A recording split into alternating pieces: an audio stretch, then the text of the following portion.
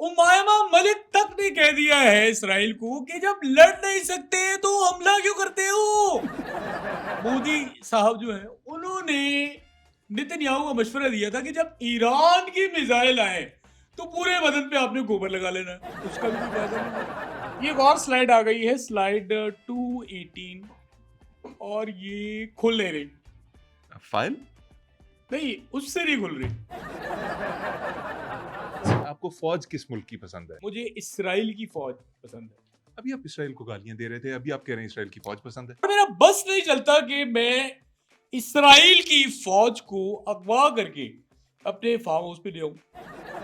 कौन सी फौज की बात कर रहे हैं आप? इसराइल की फीमेल फौज।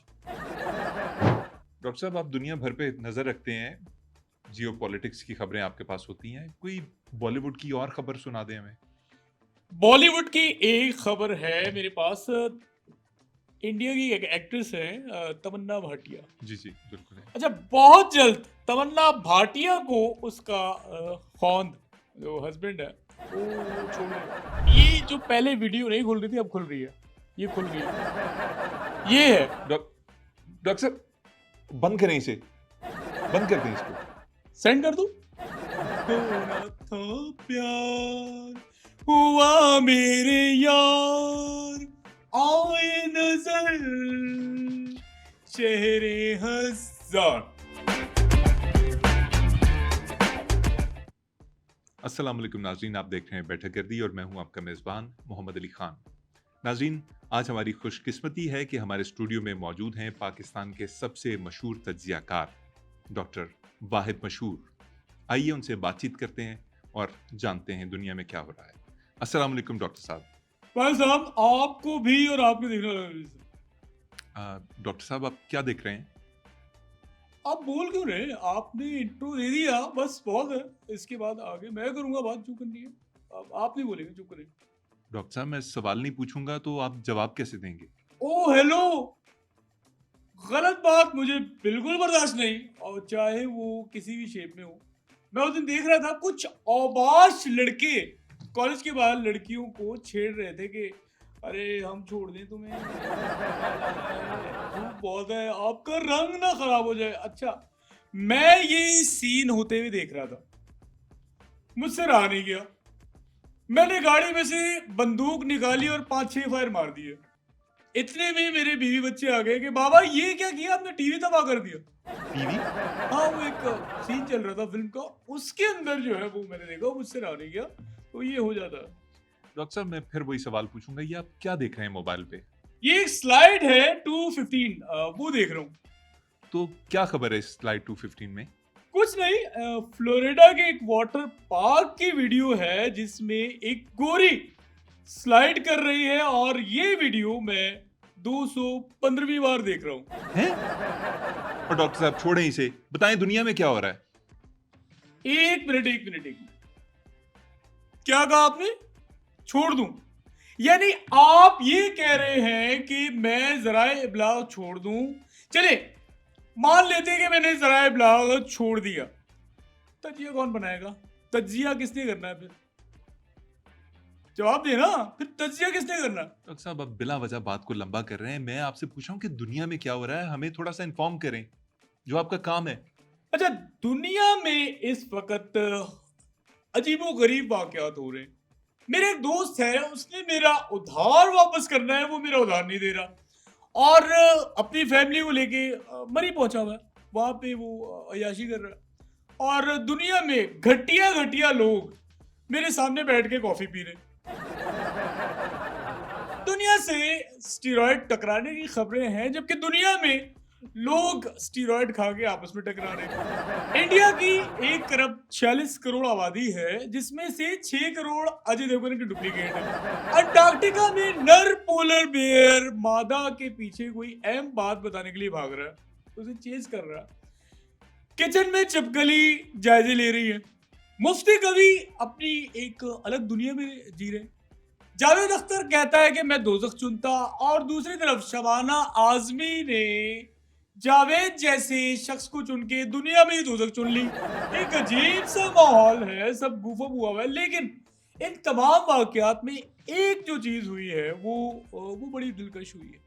दिलकश बात ये है कि ईरान ने इसराइल को ऐसा फेंटा है, यानी कि ऐसा डिलीशियस ऑमलेट इसराइल का बनाया है। इसराइल का जो एक ख्वाब था जो कि इंशाल्लाह पूरा नहीं होगा, ग्रेटर इसराइल, उसको ईरान ने पहले लेटर इसराइल बनाया, उसके बाद ग्रेटर इसराइल बना दिया। अच्छा, इनको मारे 100 लित्तर हैं, लेकिन काउंट एक ही है, यानी कि मारा भी ज्यादा और घसीटा भी ज्यादा। उमायमा मलिक तक ने कह दिया है इसराइल को कि जब लड़ नहीं सकते तो हमला क्यों करते हो। तो दूसरी तरफ मोदी साहब जो हैं, उन्होंने नेतन्याहू को मशवरा दिया था कि जब ईरान की मिसाइल आए तो पूरे बदन पे आपने गोबर लगा लेना है, उसका भी कोई फायदा नहीं है। दूसरी तरफ लोग मेरे सामने बैठ के कॉफी पीते ही जा रहे हैं, पीते ही जा रहे हैं, पता नहीं आखिरी कॉफी है क्या है। ये उमायमा कौन है? होना था प्यार, हुआ मेरे यार, आए नजर चेहरे हजार, जिसमें वो आसिफ असलम ने जो है वो बड़ा प्यारा गाना गाया था उसके अंदर। डॉक्टर साहब, आप इतने नॉलेजेबल हैं, आप आतिफ असलम को आसिफ असलम कहे जा रहे हैं और वो इस गाने से पहले भी मशहूर थे, इसीलिए शोएब मंसूर ने उन्हें इस फिल्म में कैमियो के लिए लिया था। अच्छा, मैं देख रहा हूं कि आप बड़े कैमियो वाले सवाल कर रहे हैं। आपका काम सिर्फ बैठ के मुझे सुनना है, बल्कि आप फारिग ना बैठे, आप यूं पेंसिल से चीचू चीचू करें, चीचू चीचू करते रहे। आपने बोलना नहीं है। जब मैं बोलेगा तो आपने चुप रहना है, बस आपने कुछ नहीं बोलना और खामोश रहना है। मैं ही सवाल करूंगा, मैं ही जवाब दूंगा।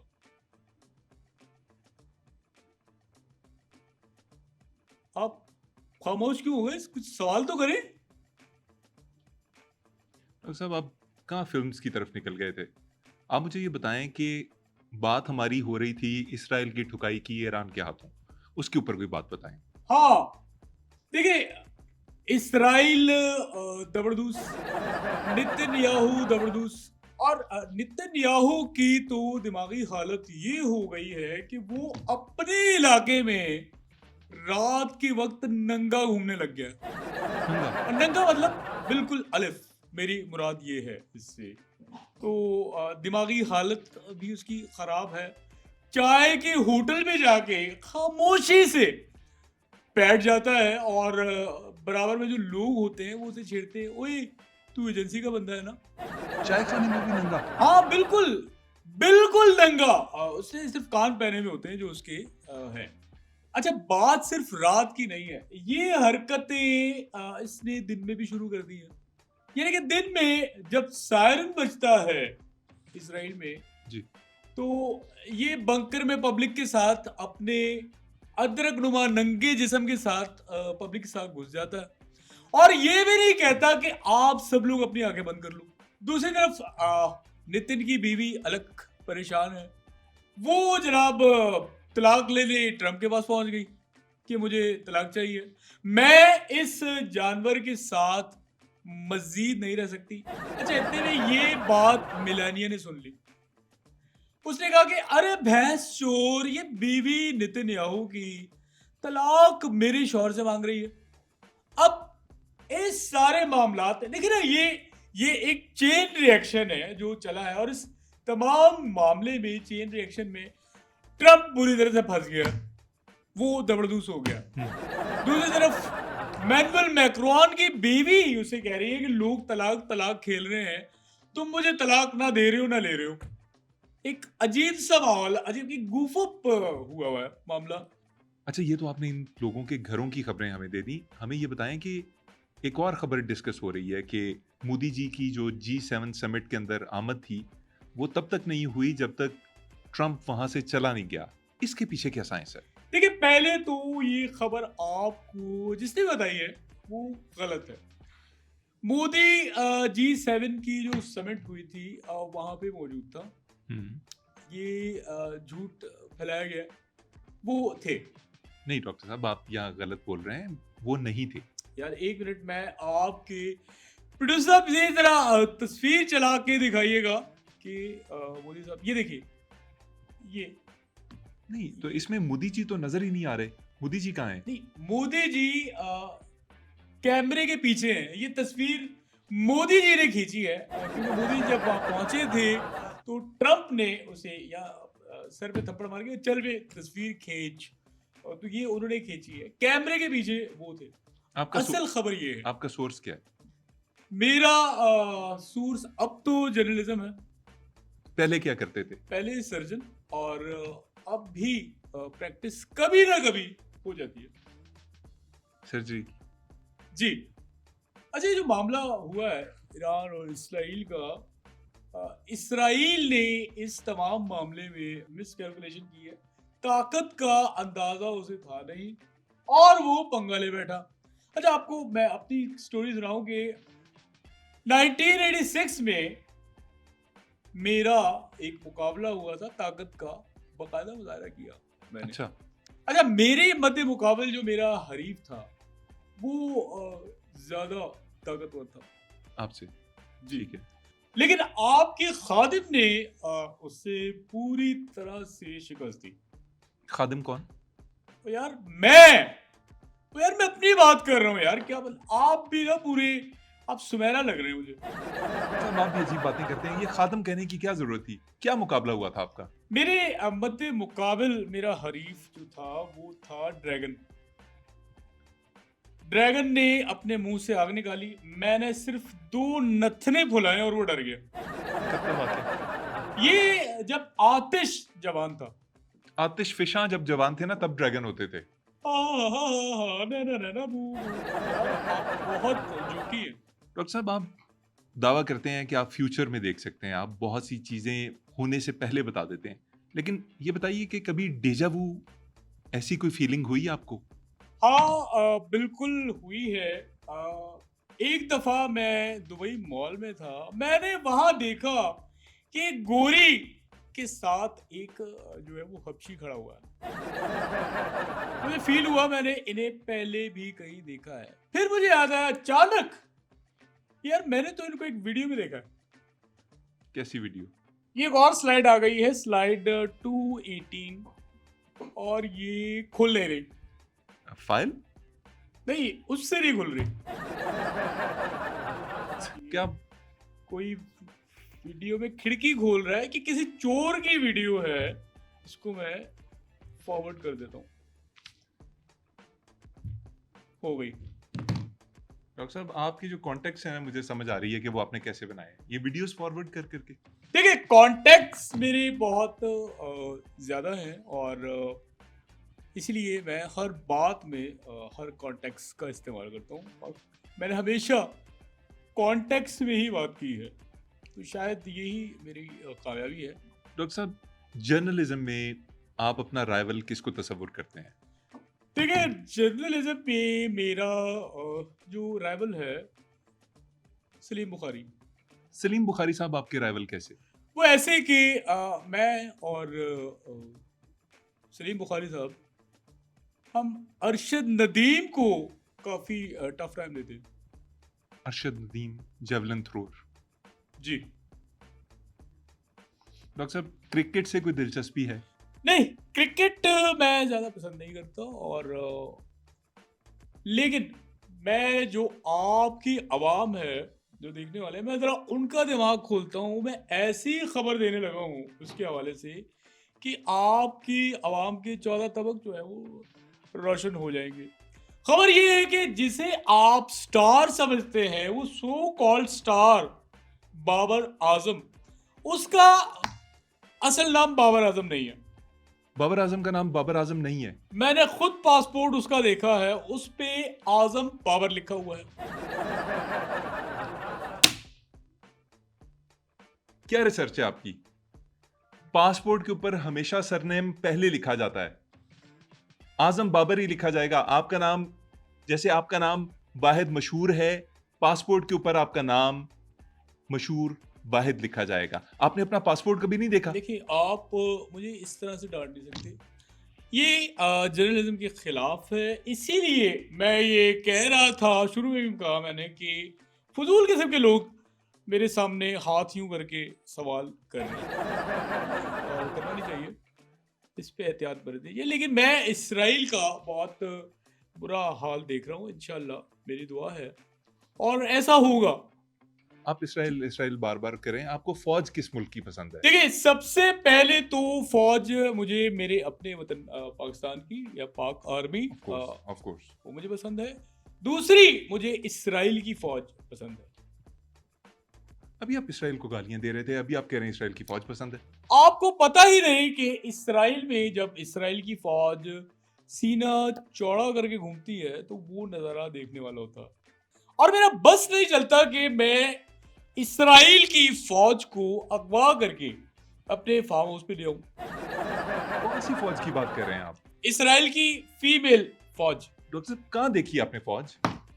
यार आपने फिर कुछ नहीं देखा।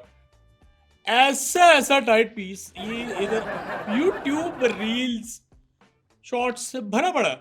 वहाँ पे ही आपको मिल जाएगा देखने को और आप देख के दंग रह जाएंगे कि यार हाँ वो ये है। बाकी मेरी तरफ से इसराइल की फौज बर्बाद हो मेरी तो बद्दुआ है और इनके नसीब में है बर्बाद होना, इनके नसीब में लिखा हुआ है और ये होगा इंशाल्लाह, आप देखिएगा। डॉक्टर साहब, अभी हाल ही में पाकिस्तान का बजट आया है, उसके बारे में क्या कहेंगे? ठीक है, पाकिस्तान का जो बजट है ये बेसिकली पाकिस्तान का नहीं है और खबर मैं आपको दे रहा हूँ, अंदर की खबर मैं देने लगा हूँ। ये बजट कनाडा से इंपोर्ट हुआ था और कनाडा ने नाइजीरिया से इंपोर्ट कराया था। उनका जो किंग है बाबा रेम्बो, उसने ये बजट असल में बनाया था और ये सारा आइडिया जो है वो वहाँ का था। तो बजट आपको इंपोर्ट करके दिया गया है। डॉक्टर साहब, ये खबरें कैसे सोच लेते हैं आप? मतलब ये क्या फ़ज़ूल बकवास है कि पाकिस्तान का बजट असल में नाइजीरिया का बजट है। ये क्या बात है? अगर आपको इसका सोर्स चाहिए तो आप इसको नेट पे सर्च करके देख लें। मैं करूँगा, मुझे आप मुझे आप यकीन ही कीजिए, नहीं है इसके ऊपर। आपको दिख जाएगा कि असल खबर क्या है। Pakistan's budget is actually Nigeria's budget. Doctor साहब, ये तो आपका ही क्लिप आ रहा है इसके ऊपर। आप ही कह रहे हैं इसके ऊपर कि ये नाइजीरिया का बजट है जो कनाडा ने इंपोर्ट किया था और फिर पाकिस्तान ने कनाडा से इंपोर्ट किया है। हाँ तो भाई एक बात बताना, आप होश में है या हवा के दोष पे? यानी जो खबर नेट पे आ गई तो वो ओरिजिनल खबर है, हकीकत खबर वही होती है जो नेट पे आ जाए। ये क्या देख रहे हैं फिर से? ये मैं वही स्लाइड 215 देख रहा हूँ। अब तो 216 हो गई होगी जितनी दफा नहीं आपने वही वाली है, मजे की है। हाँ 216वीं दफा ये मैं देख रहा हूँ इसमें और ऐसा क्या है? क्या है ऐसा? मैं गोरी आपको अगर स्लाइड ले रही है तो क्या मसला है आपको? मैं आपको भेज दूंगा। अच्छा ये एक और स्लाइड आई है, ये गालिबन ये स्लाइड 218 है और ये स्लाइड ये ब्राजील की है। डॉक्टर साहब छोड़ें ये स्लाइडें, मुझे कुछ बताएं अपने बारे में। कभी बुरा वक्त आया आप पे? हाँ बुरा वक्त हर एक पे आता है और मैं भी एक स्ट्रगल से गुजरा हूँ और मैं बीमार हो गया था, बहुत खतरनाक किस्म का। मुझे हेपेटाइटिस सी हो गया था और मैं बिल्कुल शकील सिद्दीकी जैसा लगने लगा था और उस चीज़ का मैंने फ़ायदा उठाया और एक साल, पूरा एक साल मैंने शकील सिद्दीकी के नाम पे कॉमेडी शोज़ किए और खूब पैसा छापा। तो बुरा वक्त आता है, हर एक की ज़िंदगी में आता है। मेरा ख्याल में अगर आपकी शक्ल शकील सिद्दीकी साहब से मिलना शुरू हो गई थी तो बुरा वक्त आप पे नहीं उन पे आया। आपको पता है रूस इस वक्त क्या कर रहा है? क्या कर रहा है? रूस अपनी जगह पे ही कायम और दायम है। प्यूटन क्रेमलिन में एक पार्क है, वहाँ पे वॉक कर रहे हैं। डॉक्टर साहब बहुत बड़ी फिल्म है आप। फिल्म से मुझे याद आया, आपको याद हो कि एक मूवी आई थी शाहरुख की जवान। बिल्कुल गालिबन। बिल्कुल बिल्कुल आई। वो जवान 1985 में रिकॉर्ड हो गई थी। रिकॉर्ड हो गई थी 1985 में। ये कैसे 1985 में बन गई थी। उस वक्त शाहरुख खान जवान था और ये 40 साल बनते हैं गालिबन, तकरीबन कमोबेश। 40 साल बाद देखें उन्होंने इसको रिलीज किया आपको है। कैसे पता चला है कि ये रिकॉर्ड हुई थी? मैंने नाज सिनेमा में कराची में देखी थी। डॉक्टर साहब, आप दुनिया भर पे नज़र रखते हैं, जियो पॉलिटिक्स की खबरें आपके पास होती हैं, कोई बॉलीवुड की और खबर सुना दें हमें। बॉलीवुड की एक खबर है मेरे पास। इंडिया की एक एक्ट्रेस है, तमन्ना भाटिया। जी जी, बिल्कुल है। अच्छा, बहुत जल्द तमन्ना भाटिया को उसका खौंद, जो हस्बैंड है, वो छोड़ देगा। वजह? उसका दिल भर गया है। और आपको पता है बॉलीवुड में बहुत सारे सितारे ऑप्शंस ये जब होते हैं तो फिर इस तरह के वाकयात होते हैं। लेकिन तमन्ना को मैंने कहा है कि आपने दिल छोटा बिल्कुल नहीं करना, अपने आप को आपने कभी तन्हा महसूस नहीं करना। Whenever you feel, चाहे रात का 3 बज रहा हो, आप मुझे व्हाट्सएप पे भेज सकती हैं, राब्ता करें मुझसे और आई एम विद यू। जो भी हेल्प चाहिए, गाइडेंस चाहिए, मैं आपको दूंगा। तो ये हो रहा है बॉलीवुड में। बॉलीवुड में आप घुसे हुए हैं, इंडिया के लोग कैसे लगते हैं आपको? देखिए, इंडिया के लोग सेंसिबल हैं। एक बहुत बड़ी तादाद सेंसिबल लोगों की है, अवाम सेंसिबल है, लेकिन वहाँ की जो हिंदुत्व है, आरएसएस, यानी कि उन्होंने सारा काम खराब किया हुआ है और वो नुकसान का बायस है हिंदुस्तान के लिए। और तभी हिंदुस्तान जो है वो बजाय आगे जाने के पीछे जा रहा है। तो बड़े सेंसिबल लोग हैं और मुझे जो सबसे ज़्यादा सेंसिबल लगते हैं वो प्रवीण सानी है, जो कि एक डिफेंस एनालिस्ट है। तो सेंसिबल लोग हैं डेफिनेटली इंडिया में, हम ऐसा भी नहीं कि नहीं है। सुनते हैं उनको, तो बड़ी अच्छी बातें करते हैं वो। नाज़रीन, डॉक्टर साहब तो वेट कर रहे हैं तमन्ना भाटिया के मैसेज का। हम आपसे चाहते हैं इजाज़त, लेकिन हमारे चैनल को लाइक एंड सब्सक्राइब करना मत भूलिए।